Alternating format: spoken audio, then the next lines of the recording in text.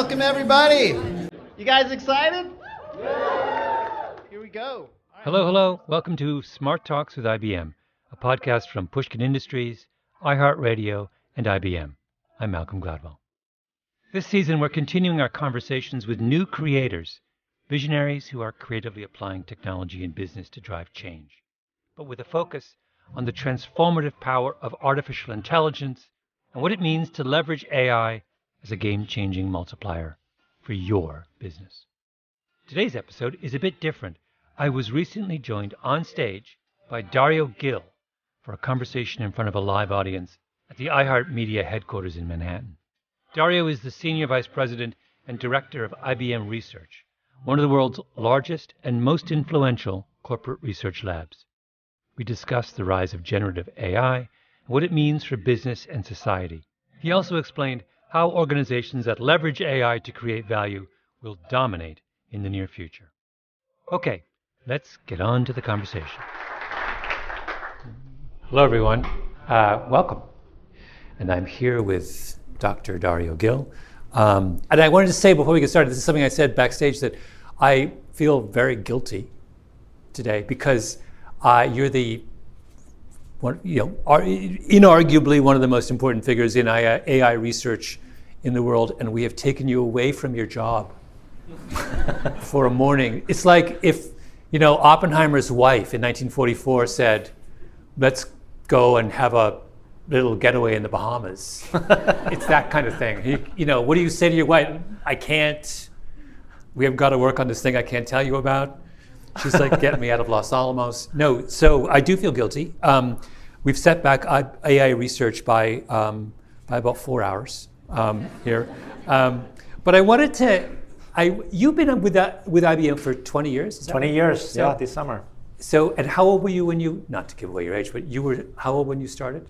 I was 28. Okay. Yeah. So I want to go back to your 28-year-old self. Yeah.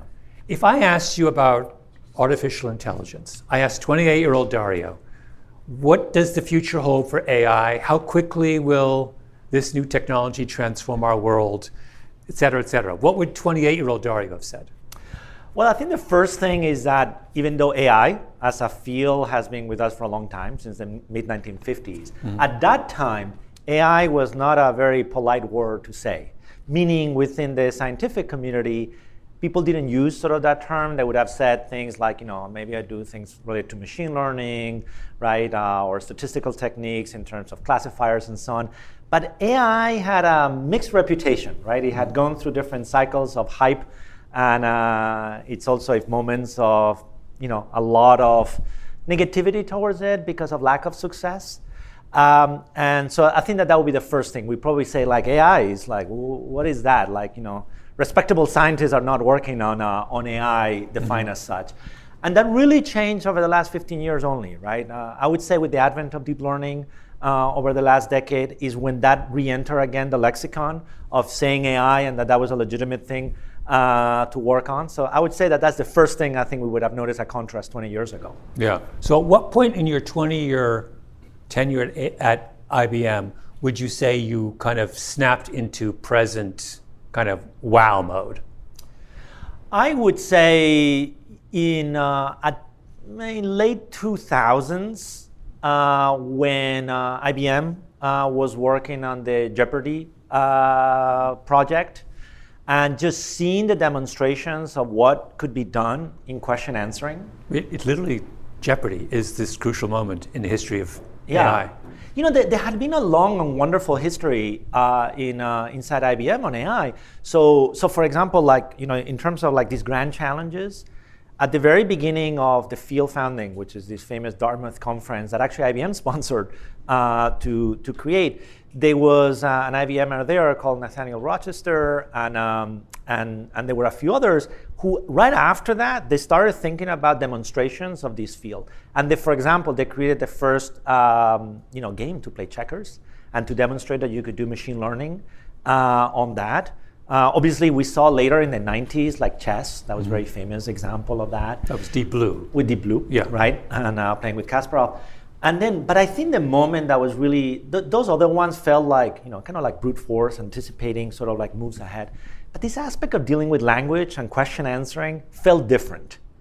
And I think for us internally and many others was when a moment of saying like, wow, what are the possibilities here? And then soon after that, connected to the sort of advancements in computing and with deep learning, the last decade has just been an all-out, sort of like front of advancements and that. And I just continue to be more and more impressed. And the last few years have been remarkable too. Yeah. So I want to ask you 3 quick conceptual questions before we dig into it, just so I sort of we all get a feel for the shape of AI. Question number 1 is, where are we in the evolution of this? So, the obvious question, we're all suddenly aware of it, we're talking about it. Can you give us an analogy about where we are in the kind of likely evolution of this as a technology? So I think we're at a significant inflection point that it feels the equivalent of the first browsers when they appear and people imagine the possibilities of the internet, or more experience the internet. The internet had been around, right, for quite a few decades. AI has been around for many decades. I think the moment we find ourselves is that people can touch it. Yeah. And they can, before there were AI systems that were like behind the scenes, like your search results or translation systems, but they didn't have the experience of like, this is what it feels like to interact with this thing. Yeah. So that's what I mean. I think maybe that analogy of the browser is appropriate because it's all of a sudden it's like, whoa, there's this network of machines and content can be distributed and everybody can self-publish. And there was a moment that we all remember that. And I think that is what the world has experienced over the last 9 months or so on. But fundamentally also what is important is that this moment is where the ease of the number of people that can build and use AI has skyrocketed. So over the last decade, technology firms that had large research teams could build AI that worked really well, honestly. But when you went out into say, hey, can everybody use it? Can a data science team in a bank, go and develop these applications? It was like more complicated. Some could do it, but it was more, the barrier of entry was high. Now it's very different because of foundation models and the implications that has for generative We're at the moment when the technology is being democratized. It's being democratized. Frankly, it works better. For classes of problems like programming and other things is really incredibly impressive what it can do. So the accuracy and the performance of it is much better, and the ease of use and the number of use cases we can pursue is much bigger. So that democratization is a big difference. But when you make an analogy to the first browsers, if we do another one of these time travel questions, back at the beginning of the first browsers, it's safe to say many of the potential uses of the internet and such we couldn't even anticipate. Right. Exactly. So we're at the point where the future direction is largely unpredictable. Yeah, I think that is right because it's such a horizontal technology that the intersection of the horizontal capability, which is about expanding our productivity and tasks that we wouldn't be able to do efficiently without it, has to marry now the use cases that reflect the diversity of human experience and institutional diversity. So as more and more institutions say, I'm focused on agriculture, to be able to improve seeds, in these kinds of environments, they'll find their own context in which that matters that the creators of AI did not anticipate at the beginning. So I think that is then the fruit of surprises will be like, why, I wouldn't even think that it could be used for that. And also clever people will create new business models associated with that, like it happened with the internet, of course, as well. And that will be its own source of transformation and change in its own right. So I think all of that is yet to unfold, right? What we're seeing is this catalyst moment of technology that works well enough and it can be democratized. Yeah. What next sort of conceptual question, we can loosely understand or categorize innovations in terms of their impact on the kind of balance of power between haves and have-nots. Some innovations, obviously favor those who already have, make the rich richer. Some, it's a rising tide that lifts all boats, and some are biased in the other direction. They close the gap between. Is it possible to predict which of those 3 categories AI might fall into? It's a great question. A first observation I would make on your first 2 categories is that it will be both likely be true. that the use of AI will be highly democratized, meaning the number of people that have access to its power to make improvements in terms of efficiency and so on will be fairly universal. And that the ones who are able to create AI may be quite concentrated. So if you look at it from the lens of who creates wealth and value over sustained periods of time, particularly, say, in a context like business, I think just being a user of AI technology is an insufficient strategy. And the reason for that is, like, yes, you will get the immediate productivity boost of like just making API calls, and that will be a new baseline for everybody. But you're not accruing value in terms of representing your data inside the AI in a way that gives you a sustainable competitive advantage. So I always try to tell people is don't just be an AI user, be an AI value creator. And I think that will have a lot of consequences in terms of the haves and have-nots, as an example, and that will apply both to institutions and regions and countries, et cetera. So I think it would be kind of a mistake, right, to just develop strategies that are just about usage. Yeah, but to come back to that question for a moment, to give you a specific, suppose I'm a industrial farmer in Iowa with $10 million of equipment and blah, blah, blah, and I'm comparing it to a subsistence farmer somewhere in the developing world who's got a cell phone. Right. Over the next 5 years, whose well-being rises by a greater amount? Yeah, I think, it's a good question, but it might be hard to do a one-to-one sort of like attribution to just one variable in this case, which is AI. But again, provided that you have access to a phone, right, and some kind to be able to be connected, I do think, so for example, in that context, we've done work with NASA, as an example, to build geospatial models using some of these new techniques. And I think, for example, our ability to do flood prediction, I'll tell you an advantage of why it would be a democratization force in that context. Before, to build a flood model based on satellite imagery was actually so onerous and so complicated and difficult that you would just target to very specific regions. And then obviously countries prioritize their own, right?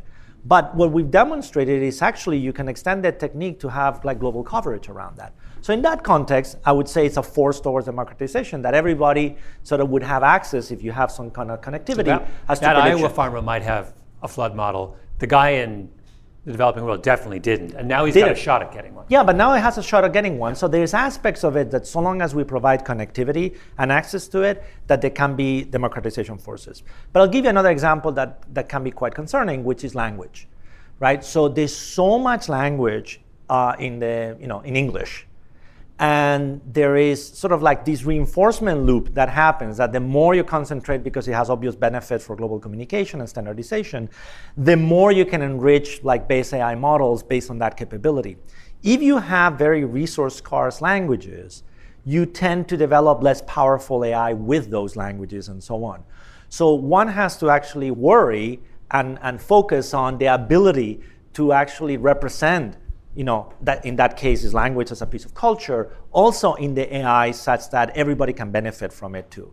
So there's a lot of considerations in terms of equity about the data, the data sets that we accrue, and what problems are we trying to solve. I mean, you mentioned agriculture or healthcare and so on. If we only solve problems that are related to marketing, as an example, that will be a less rich world in terms of opportunity than if we incorporate many, many other broader set of problems. Yeah.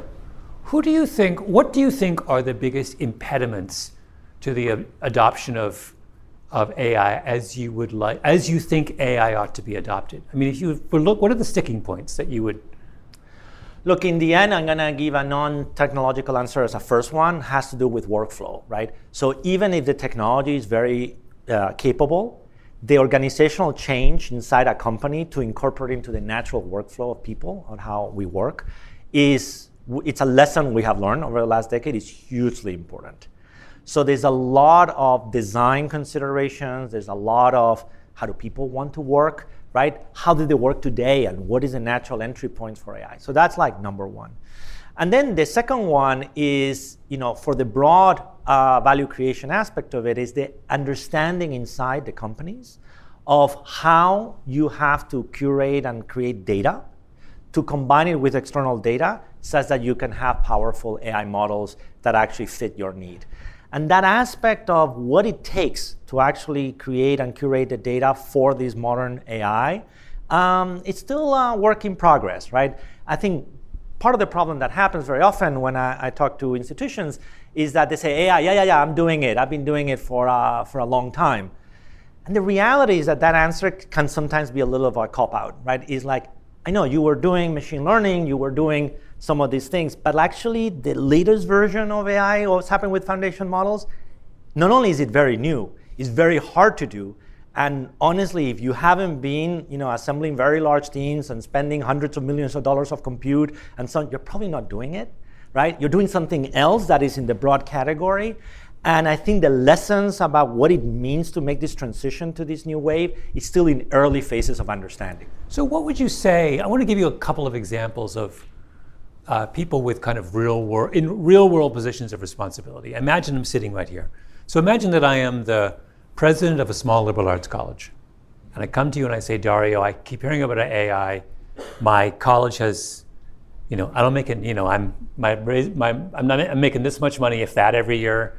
My enrollment's declining. I feel like this maybe is an opportunity. What is the opportunity for me? What would you say?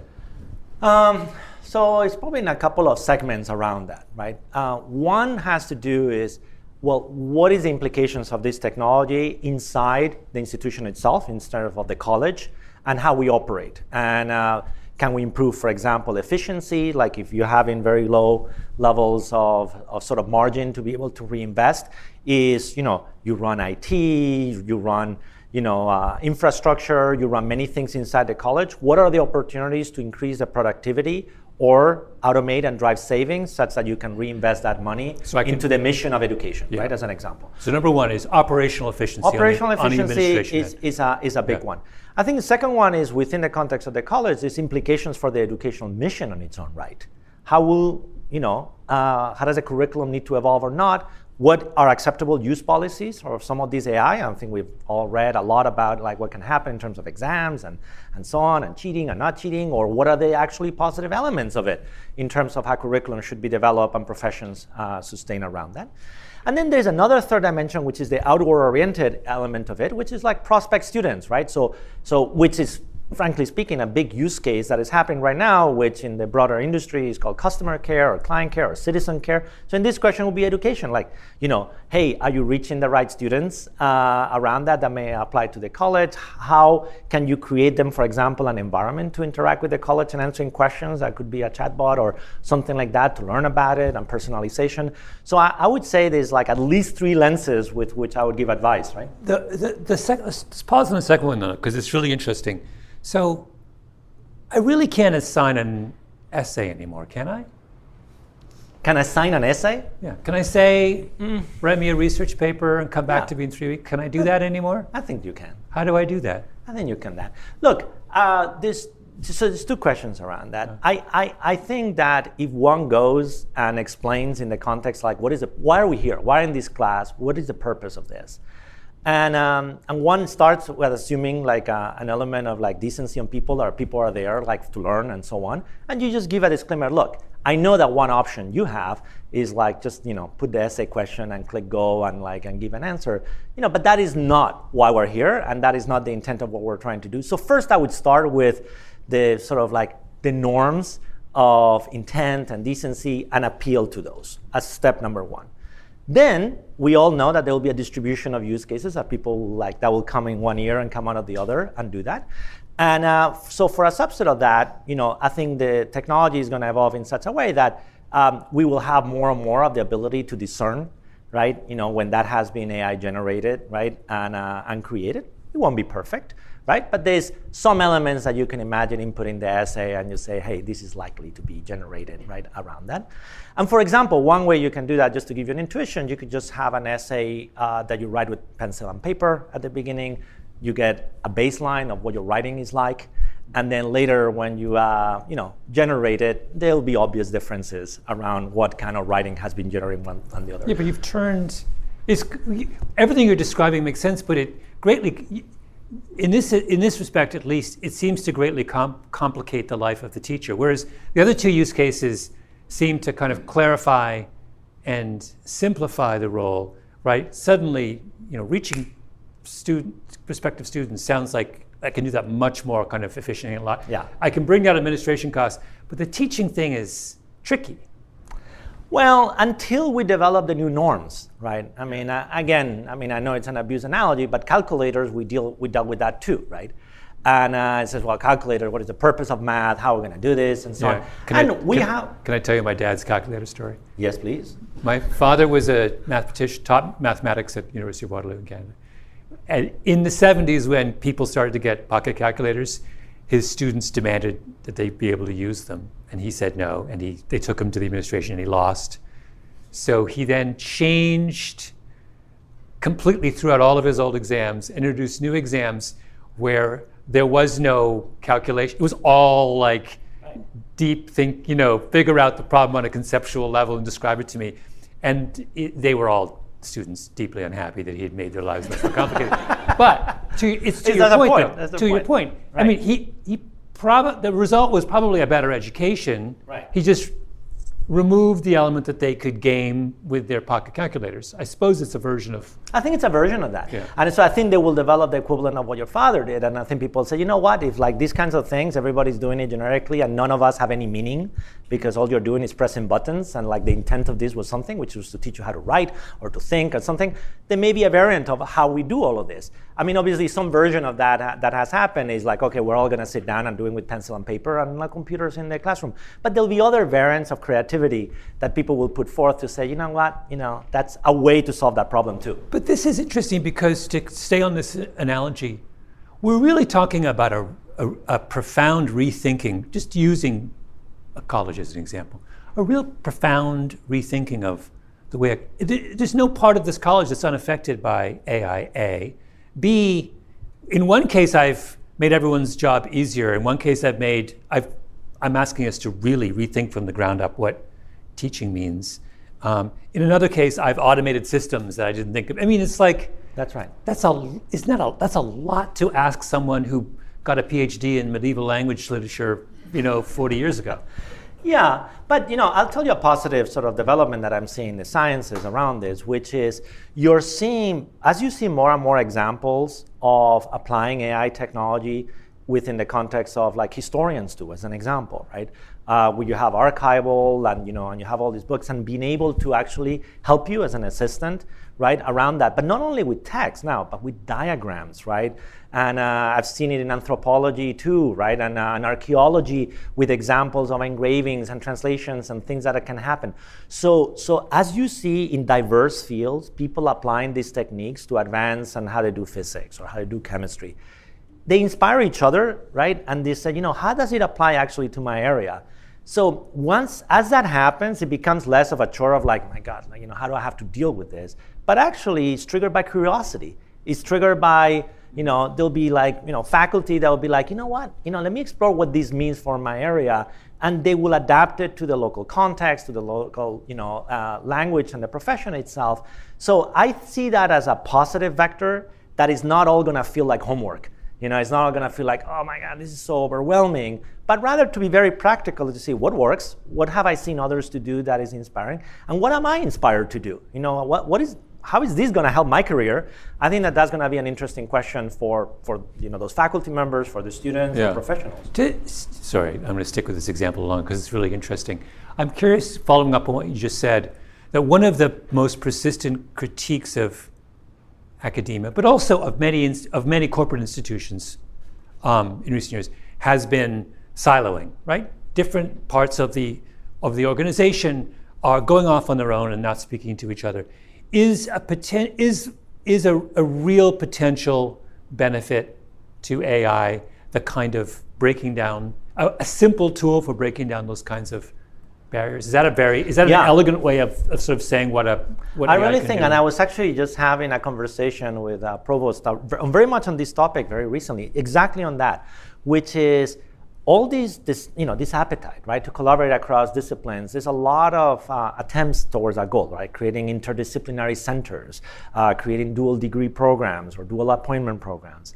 But actually, in a lot of progress in academia, happens by methodology too.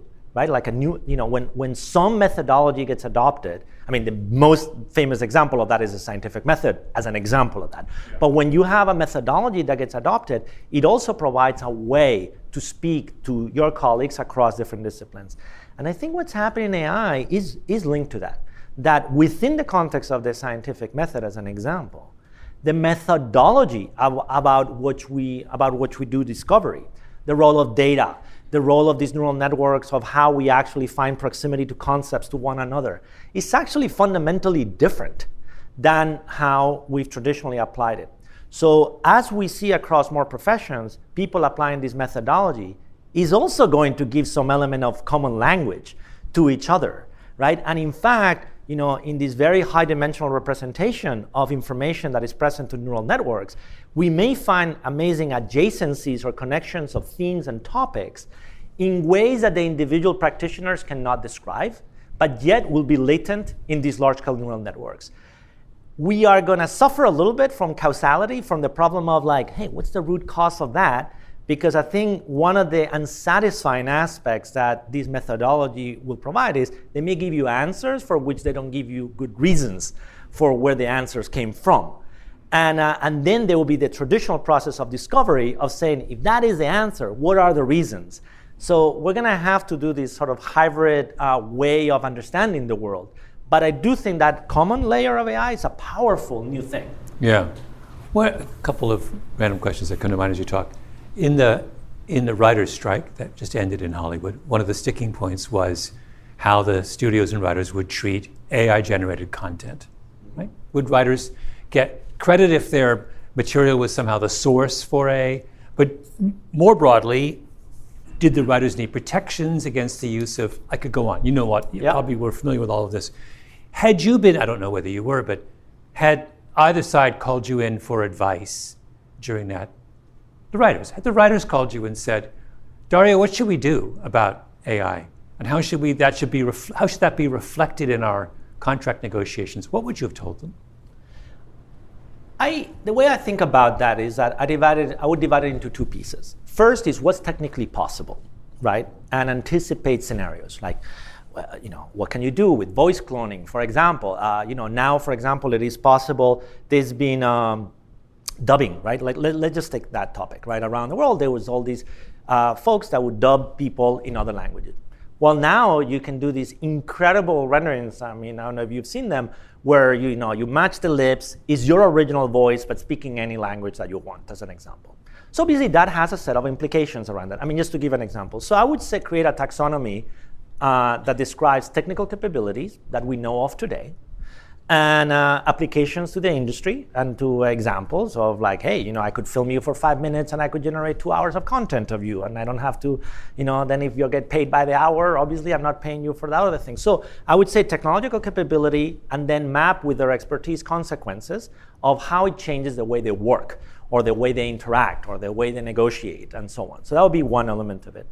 And then the other one is like a non-technology related matter, which is an element of almost of distributed justice, is like who deserves what, right? And who has the power to get what. And then that's a completely different discussion. That is to say, well, if this is the scenario of what's possible, what do we want and what are we able to get? And I think that's a different discussion, which is as old as life. Which one do you do first? I think it's very helpful to have an understanding of what's possible and how it changes the landscape as part of a broader discussion, right, and a broader negotiation. Because you also have to see the opportunities, because there will be a lot of ground to say, actually, if we can do it in this way, and we can all be that much more efficient in getting this piece of work done or this filming done, but we have a reasonable agreement about how we both sides benefit from it, right? Then that's a win-win for everybody. Yeah. Right? So I think that would be a golden triangle, right? Here's my reading, and I would like you to correct me if I'm wrong, and I'm likely to be wrong. When I looked at that strike, I said, if they're worried about AI, the writers are worried about AI. That seems silly. It should be the studios who are worried about the economic impact of AI. Doesn't, in the long run, AI put the studios out of business long before it puts the writers out of business? I only need the studio because the costs of production are as high as the sky, and the costs of production are overwhelming. And whereas if I have a tool which introduces massive technological efficiencies to the production of movies, then why do I need a studio? Why weren't they the scared ones? Or maybe you need a different kind of studio. Or a different kind of studio. A different kind of studio. But I mean, in the strike, the frightened ones were the writers, and were the studios. Wasn't that backwards? I haven't thought about it. It can be, but the implications of it goes back to what we were talking before. The implications, because they're so horizontal, it is right to think about it like, what does it do to the studios as well, right? Yeah. And but then, the reason why that happens is that it's the order of either negotiations or who first got concerned about it and did something about it, right? Which is in the context of the strike. I don't know what the equivalent conversations are going inside the studio and whether they have a war room saying what this is going to mean to us, right? But it doesn't get exercised through a strike, but maybe through a task force inside, the companies about what are they going to do, right? Well, and to go back to your thing, you said the first thing you do is you make a list of what technological capabilities are, but don't technological capabilities change every? I mean, they do. You're racing ahead so fast, so you can't. Can you have a contract? I'm sorry for getting into the weeds here, but this is interesting. You can't have a 5-year contract if the contract is based on an assessment of technological capabilities in 2023, because by the time we get to 2028, it's totally different, right? Yeah, but where I was going is like there are some abstractions around that is like, what can we do with my image, right? Like if I generally get the category that my image can be reproduced, generated content and so on, it's like, let's talk about the abstract notion about who has rights to that, or do we both get to benefit from that? If you get that straight, yes, the nature of how the image gets altered, created or something will change underneath, but the concept will stay the same. Yeah. And so I think what's important is to get the categories right. Yeah. If you had to think about the biggest technological revolutions of the post-war era, last 75 years, we can all come up with a list. Actually, it's really fun to come up with a list. I was thinking about this when we were, containerized shipping is my favorite. Oh. The Green Revolution, the internet. Blah, blah.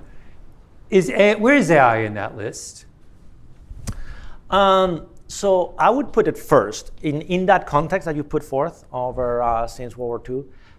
Undoubtedly, like computing as a category is one of those trajectories that has reshaped, right, our world.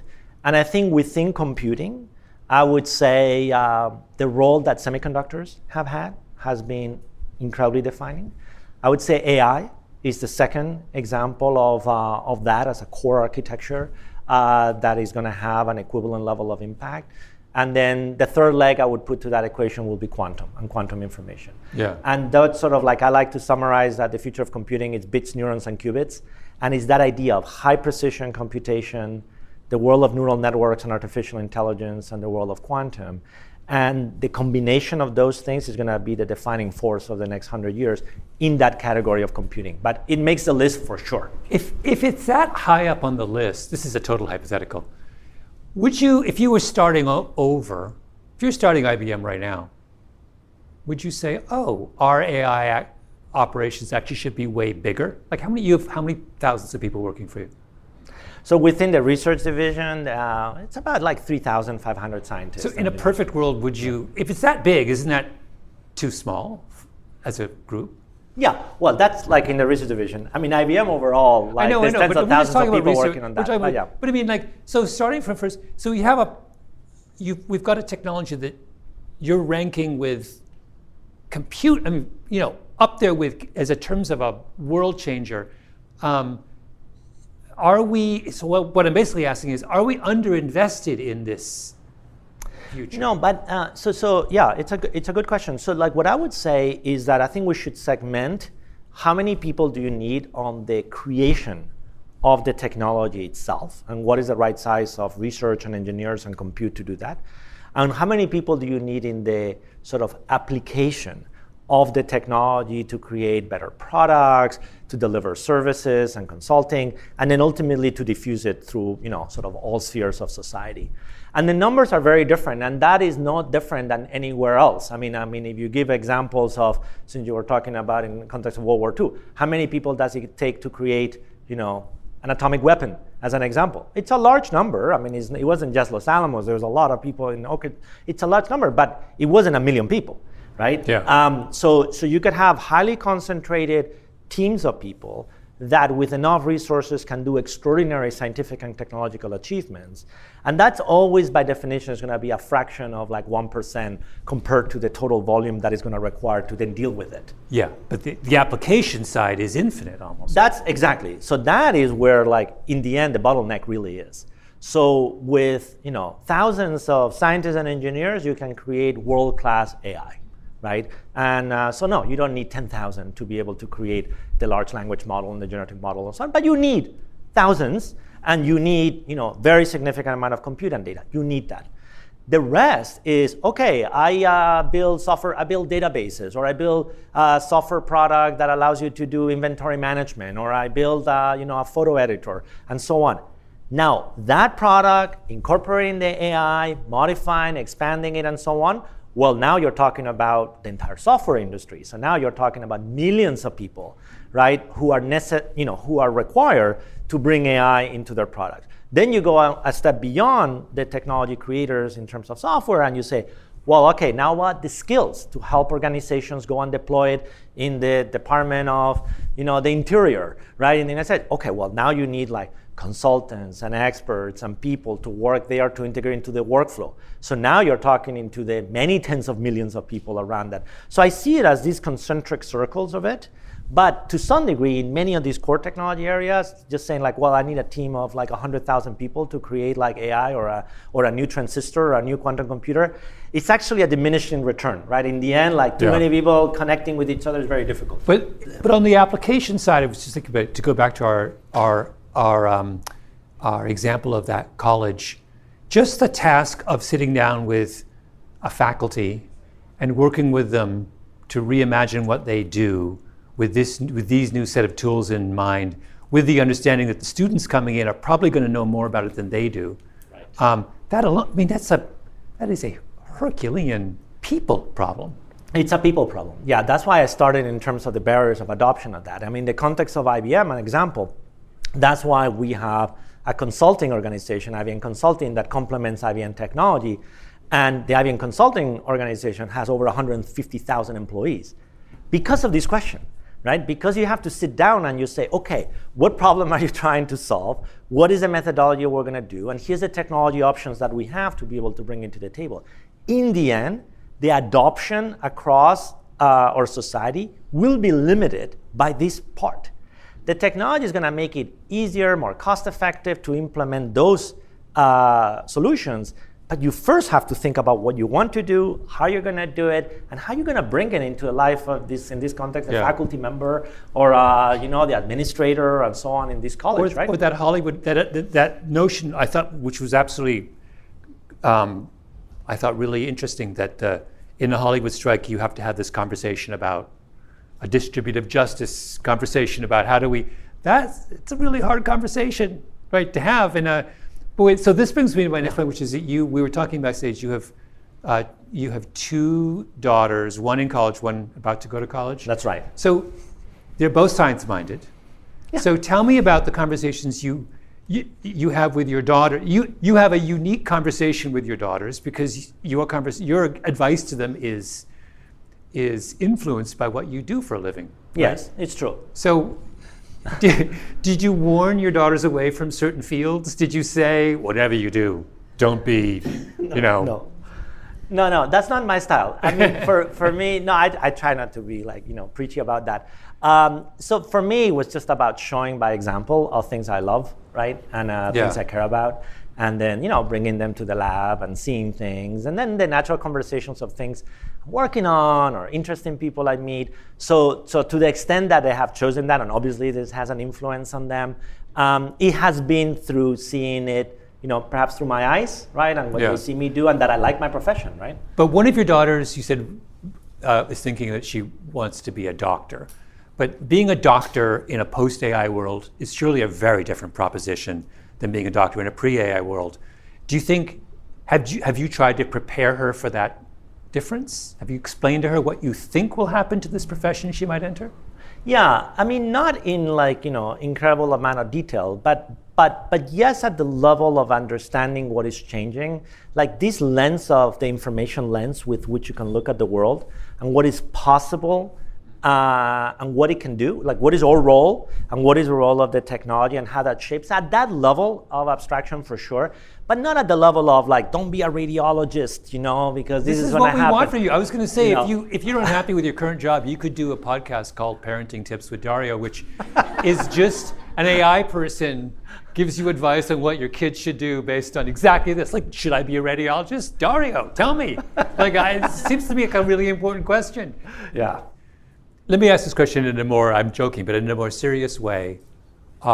Surely it would, I don't mean to use your daughter as an example, but let's imagine we're giving advice to someone who wants to enter medicine. A really useful conversation to have is, what are the skills that will be most prized in that profession 15 years from now? And are they different from the skills that are prized now? How would you answer that question? Yeah, I think for example, this goes back to how is the scientific method in this context, like the practice of medicine, going to change?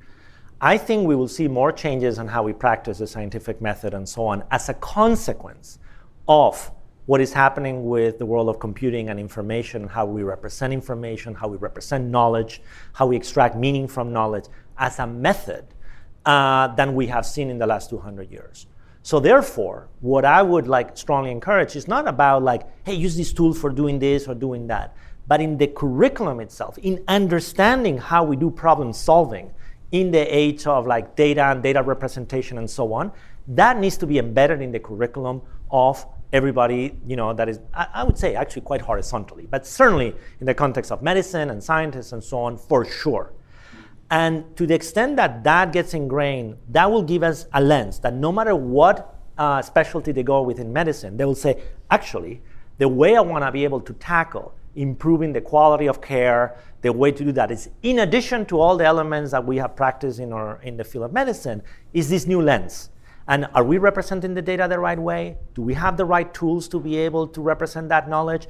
Am I incorporating that in my own, with my own knowledge in a way that gives me better outcomes, right? Do I have the rigor of benchmarking too and quality of the results? So that is what needs to be incorporated. How in a perfect world, if I asked your team to rewrite curriculum for American medical schools, how dramatic a revision is that? Are we tinkering with 10% of the curriculum, or are we tinkering with 50% of it? I think there would be a subset of classes that is about the method, the methodology, what has changed, have this lens of it to understand. And then within each class, that methodology will represent something that is embedded in it, right? So it will be substantive, but doesn't mean replacing the specialization and the context and the knowledge of each domain. But I do think everybody should have sort of a basic knowledge of the horizontal, right? What is it? How does it work? What tools do you have? What is the technology? And what are the do's and don'ts around that?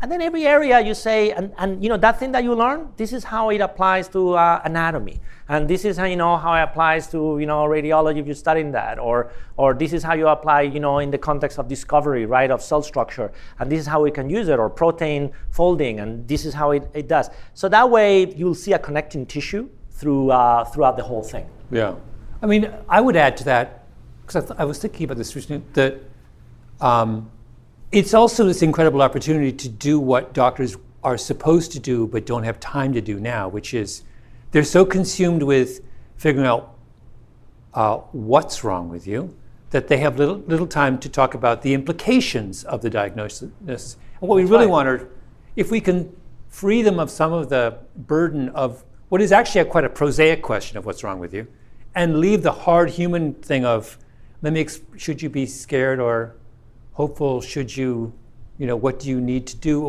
Let me put this in the context of all the patients I've seen. That conversation, which is the most important one, is the one that's seems to me, so like if I had to, I would add, if we're reimagining the curriculum of med school, I'd like, with whatever, this, by the way, very little time, maybe we have to add 2 more years to med school. But like a whole... That's not going to be popular. But a whole thing about bringing back the human side of... Yeah. Now if I can give you 10 more minutes, how do you use that 10 more minutes with the patient? But in that reconceptualization that you just did is what we should be doing around that. Because I think the debate as to like, well, am I going to need doctors or not, is actually a not very useful debate. But rather, this other question is, how is your time being spent? What problems are you getting stuck? I mean, I generalize this by like the obvious observation that if you look around in our professions, in our daily lives, we have not run out of problems to solve. So as an example of that is, hey, if I'm spending all my time trying to do diagnosis and I could do that 10 times faster, and it allow me actually to go and and take care of the patients and all the next steps of what we have to do about it, that's probably a trade-off that a lot of doctors would take. Right? And then you say, well, to what degree does it allow me to do that? And I can do these other things, and these other things that are critically important for my profession around that. So when you actually become less abstract and like we get past the futile conversation of like, oh, there's no more jobs and AI is going to take it, all of it, which is kind of nonsense, is you go back to say, in practice, in your context, right? For you, what does it mean? How do you work? What can you do differently around that? Actually, that's a much richer conversation, and very often we would find ourselves that there's a portion of the work we do that we say, I would rather do less of that. This other part I like a lot. And if it is possible that technology could help us make that trade-off, I'll take it in a heartbeat. Now, poorly implemented technology can also create another problem. You say, hey, this was supposed to solve me things, but the way it's being implemented is not helping me, right? It's making my life much more miserable or so on, or I've lost connection in how I used to work, etc. So that is why design is so important. That is why also workflow is so important in being able to solve these problems. But it begins by going from the intergalactic to the reality of it, of that faculty member in the liberal arts college, or a practitioner in medicine in a hospital, and what it means for them, right? Mm-hmm. Yeah. What struck me, Dario, throughout our conversation is how much of this revolution is non-technical. As to say, you guys are doing the technical thing here, but the revolution is going to require a whole range of people doing things that have nothing to do with software, that have to do with working out new human arrangements, talking about I keep coming back to the Hollywood strike thing, that you have to have a conversation about our values as creators of movies. How are we going to divide up the credit and that's a conversation about philosophy and it's in the grand tradition of why a liberal education is so important in the broadest possible sense, right?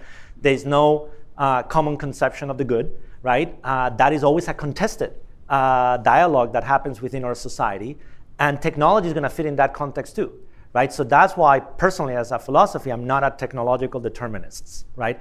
And I don't like when colleagues in my profession, right, start saying like, well, this is the way the technology is going to be, and by consequence, this is how society is going to be. I'm like, that's a highly contested goal, and if you want to enter into the realm of politics or the realm of other ones, go and stand up on a stool and discuss whether that's what society wants. You will find that there's a huge diversity of opinions and perspective, and that's what makes, in a democracy, the richness of our society. And in the end, that is going to be the centerpiece of the conversation. What do we want? Who gets what, and so on. And that is actually, I don't think it's anything negative. That's as it should be, because in the end, it's anchored of who we want as humans, as friends, families, citizens, and we have many overlapping sets of responsibilities, right? And as a technology creator, my only responsibility is not just as a scientist and a technology creator. I'm also a member of a family, I'm a citizen, and I have many other things that I care about. And I think that sometimes in the debate of the technological determinists, they start now butting into what is the realm of justice and and society and philosophy and democracy, and that's where they get the most uncomfortable, because it's like, I'm just telling you what's possible, and when there's pushback, it's like, yeah, but now we're talking about how we live, and how we work and how much I get paid or not paid. So that technology is important. Technology shapes that conversation, but we're going to have the conversation with a different language, as it should be.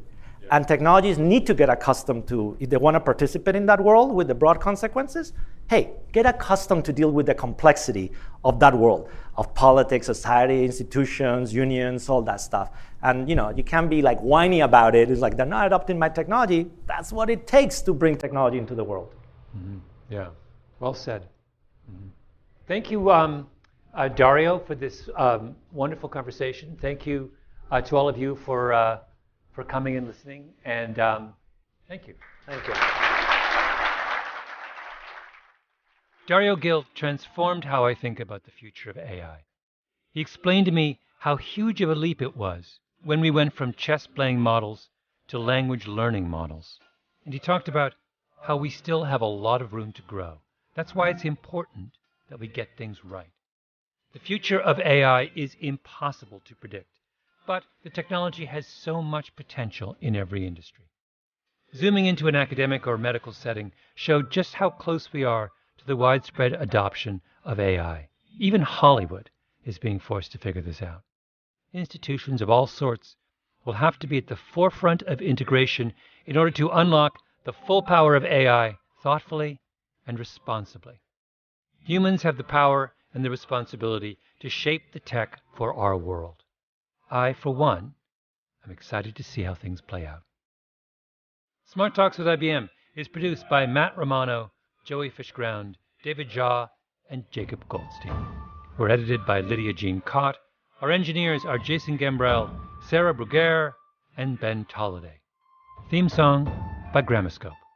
Special thanks to Andy Kelly, Kathy Callahan, and the 8Bar and IBM teams, as well as the Pushkin marketing team. Smart Talks with IBM is a production of Pushkin Industries and Ruby Studio at iHeartMedia. To find more Pushkin podcasts, listen on the iHeartRadio app, Apple Podcasts, or wherever you listen to podcasts. I'm Malcolm Gladwell. This is a paid advertisement from IBM.